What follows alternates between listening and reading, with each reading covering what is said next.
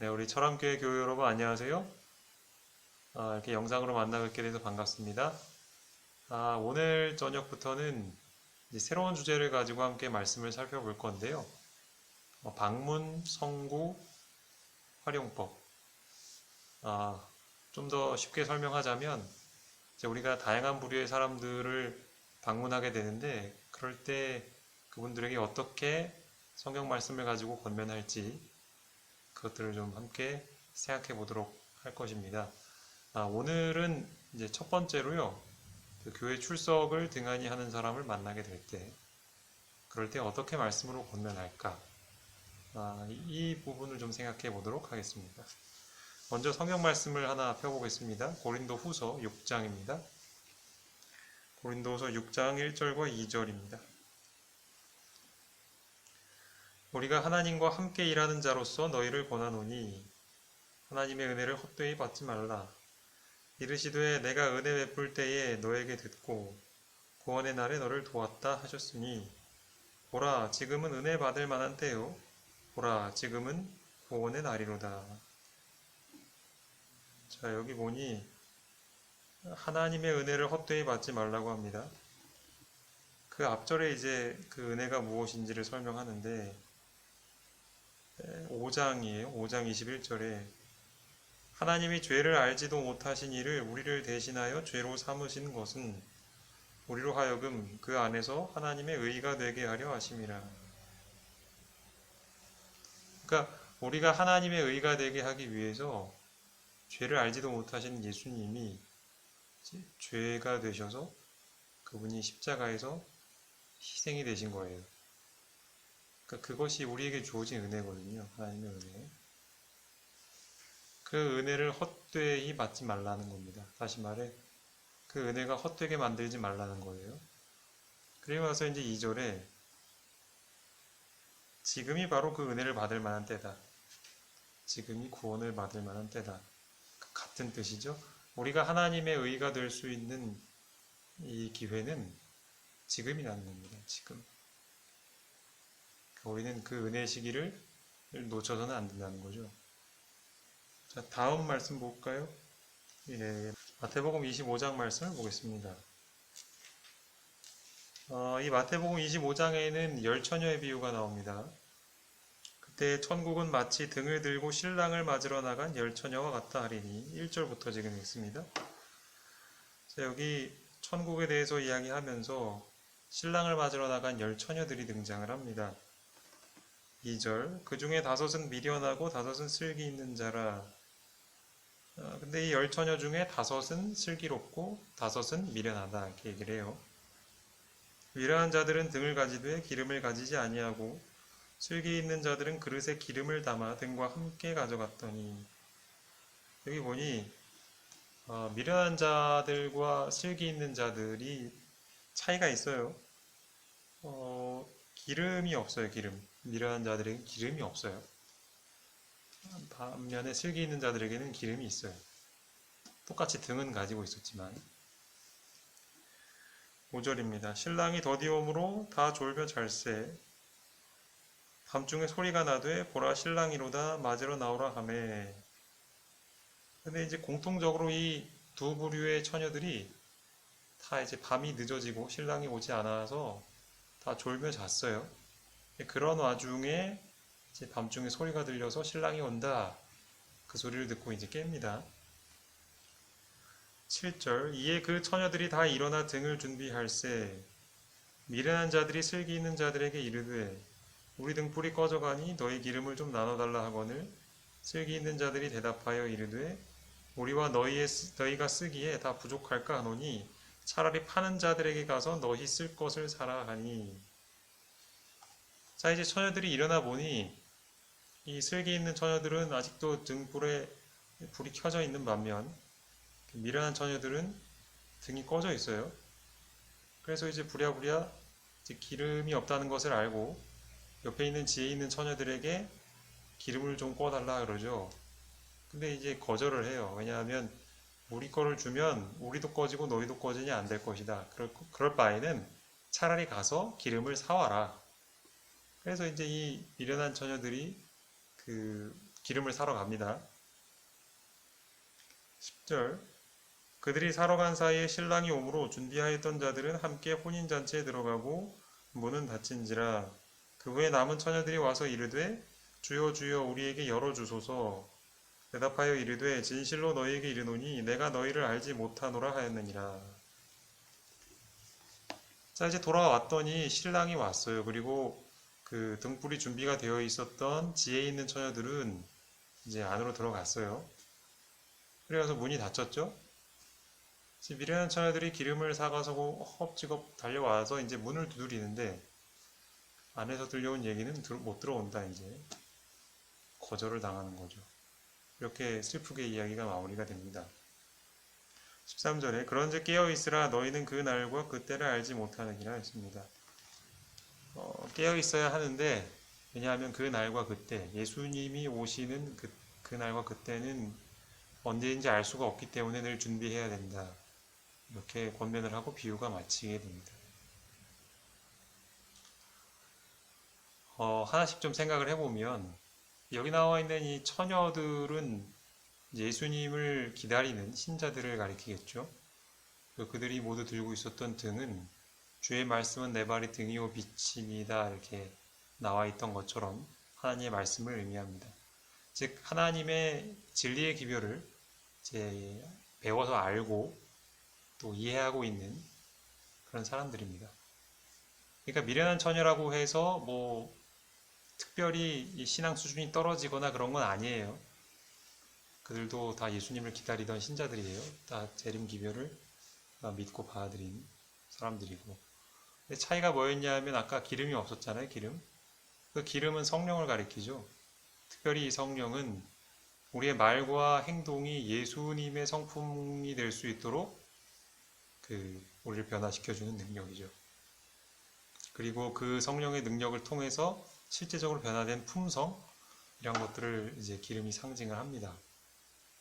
아까 좀 전에 우리가 고린도후서 6장에서 봤던 그 5장이었죠. 그 바로 앞절에 있었던 하나님이 우리에게 주신 은혜가 무엇이냐 잠깐 말씀을 드렸는데 우리가 하나님의 의가 되게 하기 위해서 죄가 없으신 예수님이 십자가에서 희생하셨다 이렇게 말씀을 드렸습니다.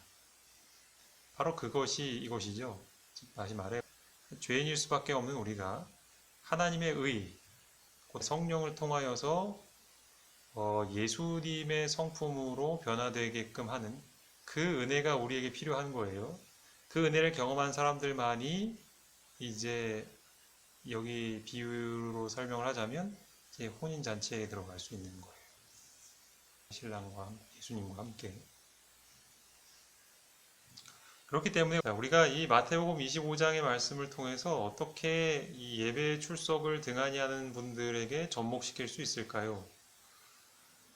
이 혼인잔치에 비유해서 중요한 것은 깨어서 준비하라는 거예요. 예수님 오실 때가 가까웠으니. 근데 무엇을 준비해야 하느냐? 기름을 준비해야 하는 것이죠. 그 기름은 무엇이죠? 우리가 하나님의 의를 이룰 수 있게끔 도우시는 성령을 가리킵니다. 그러니까 우리 삶에서 실제적으로 예수님과 같은 말과 행동과 그런 성품이 드러나는 그런 변화를 경험한 사람들만이 주님이 오실 때 혼인잔치에 함께 들어갈 수 있는 겁니다. 그런데 우리를 그렇게 변화되게끔 할 수 있는 그 능력이 바로 성령이시기 때문에 우리는 그 성령을 받을 수 있는 기회라면은 놓치지 말고 활용해야 하는 것이죠. 근데 그 기회가 뭐냐 하면 예배예요. 그러니까 우리는 이 예배 출석을 등한히 해서는 안 되겠죠. 자, 이제 다음 말씀 좀 보겠습니다. 우리 히브리서 10장 25절 말씀 보겠습니다. 모이기를 패하는 어떤 사람들의 습관과 같이 하지 말고 오직 권하여 그날이 가까움을 볼수록 더욱 그리하자. 이제 예수님이 오실 날이 가까워질수록 뭘 해야 되냐면 이제 모이기를 서로 권해야 한다는 거예요. 그럴 수밖에 없는 것이 이제 갈수록 예배를 패하게끔 만드는 그런 상황으로 바뀌게 되기 때문에 그래요. 비근한 예로 지금 최근에 코로나 때문에 우리가 드리는 이 교회 정규 예배에도 얼마나 번거롭고 또 교회 활동들이 지장을 받고 있는지를 우리는 경험하고 있습니다. 근데 그것 이외에도 사실 코로나 이전부터도 교회 내부에서도 우리 안에서도 예배를 등한히 하게끔 만드는 여러 이유들이 있어요. 예를 들면 내가 예배를 참석하면은 돈을 벌 수가 없다. 뭐 그런 것들. 아니면은 이 교회 안에서 사람들과의 불화나 갈등, 이것 때문에 예배를 출석하지 않는, 때로는 그것이 목회자와의 갈등일 수도 있고, 또 이 교회에 대한 비판적인 시선, 요즘 교회는 이래서 안 돼. 나는 그런 교회에 참석하고 싶지 않아. 이제 뭐 그런 생각들, 그런 여러 가지 이유들이 있습니다. 모이기를 폐하려고 하는 사람들. 그렇기 때문에 우리는 그렇게 되지 않도록 권해야 하는 거예요. 아까 말씀드린 것처럼 우리는 은혜를 받아야 해요. 왜냐하면 그 은혜를 받아야지만 우리가 예수님이 오실 때 혼인잔치에 들어갈 수 있기 때문에 지금이 바로 은혜 받을 만한 때이고 그리고 특별히 예배는 그 은혜를 받을 귀중한 기회예요. 그렇기 때문에 우리는 그것의 중요성을 인식한다면 나부터도 그리고 다른 신자들도 이 모이기를 등한히 하는 것을 볼 때 그러지 말고 우리 함께 예배 드립시다 하고 권해야 하는 그러한 시대가 된 것입니다. 네, 야고보서 5장에 있는 말씀 보겠습니다. 야고보서 5장 7절 8절 그러므로 형제들아 주께서 강림하시기까지 길이 참으라. 보라 농부가 땅에서 나는 귀한 열매를 바라고 길이 참아 이른 비와 늦은 비를 기다리나니 너희도 길이 참고 마음을 굳건하게 하라. 주의 강림이 가까우니라. 예수님께서 오실 때가 가까웠으니 참고 기다려야 한다고 이야기를 해요. 그런데 특별히 이제 한 가지 비유를 드는데 농부의 비유를 들죠. 농부가 자기가 농사 짓는 이 식물이 좋은 열매가 맺기를 바라잖아요. 근데 그것을 위해서 간절히 기다리는 것이 있는데 이른 비와 늦은 비예요. 이 팔레스틴 지방에서의 이른 비의 역할은 이제 식물이 자라기 위한 초기 성장을 위해서 반드시 필요한 것이 이른 비고요. 그 다음에 늦은 비라 함은 이제 추수를 앞두고 이 열매가 좀 더 단단하게 여물기 위해서 필요한 비가 늦은 비라고 합니다. 이 두 가지 비는 모두 이 식물이 자라서 열매를 맺고 되기 위해서 반드시 필요한 것들입니다. 마찬가지로 이른 비와 늦은 비는 우리의 영혼, 각 사람이 이제 하늘 국간, 즉 하늘나라에 구원받을 사람으로 이제 수확이 되는 그 과정을 위해서 반드시 필요한 성령을 가리킵니다. 그래서 우리가 이른 비 성령, 늦은 비 성령 이런 표현을 교회에서 많이 쓰죠. 이른 비 성령이라 함은 우리가 처음으로 예수님을 믿고 복음을 깨닫고 구원을 경험하기 시작하고 이제 그런 과정에서의 우리에게 주어지는 이른 비 성령이라고 한다면 늦은 비 성령은 우리가 이제 곧 최종적인 구원, 즉 하늘로 들어가기 전에 우리의 성품이 완성되는 그 예수님의 어떤 성품으로 이제 굳어지기 위해서 필요한 이 성령이 바로 이제 늦은 비 성령인데 사실 이것을 이렇게 구분은 해놓았지만 성령은 동일하시죠. 그리고 하시는 역사는 동일합니다. 우리가 하나님의 의가 되게끔 하기 위해서 우리 안에서 우리를 살리고 계시는 일을 하고 계신 거예요. 이 이른 비와 늦은 비가 우리에게 필요한 것이죠. 그렇다면 그 성령을 우리가 받을 만한, 즉 은혜를 받을 만한 때인데 예배는 바로 그런 하나님께서 우리 그런 성령을 부어주시겠다고 약속하고 지정하신 아주 중요한 기회라는 것입니다. 여기 엘렌 화이트의 글 가운데 목사와 복음교육자에게 보내는 거면 508페이지에 있는 말씀을 한번 읽어볼게요. 우리는 자신을 축복의 통로 속에 세워놓을 수 있는 모든 기회를 활용해야 한다. 그리스도께서는 두세 사람이 내 이름으로 모인 곳에는 나도 그들 중에 있느니라고 말씀하셨다. 장막회와 같은 교회의 집회들, 가정 집회소의 모임들, 영혼을 위해 개인적 수고를 바칠 수 있는 모든 일들은 이른 비와 늦은 비를 주시기 위해서 하나님께서 정해놓으신 기회들이다. 그렇죠. 우리가 모든 기회를 활용해야 합니다. 지금 나에게 정말로 필요한 그 은혜를 받을 수 있다면 우리는 그 받을 수 있는 모든 기회를 활용해야 하는 거예요. 근데 그 기회 중에 하나가 예배예요. 여기 몇 가지 예를 들고 있는데 첫 번째로는 장막회와 같은 교회 집회들을 이야기합니다. 우리도 지금 해마다 이제 지구에서 장막 부흥회를 하잖아요. 근데 이 엘렌 화이트 당시의 장막 부흥회는 사실 더 의미가 있는 곳이었어요.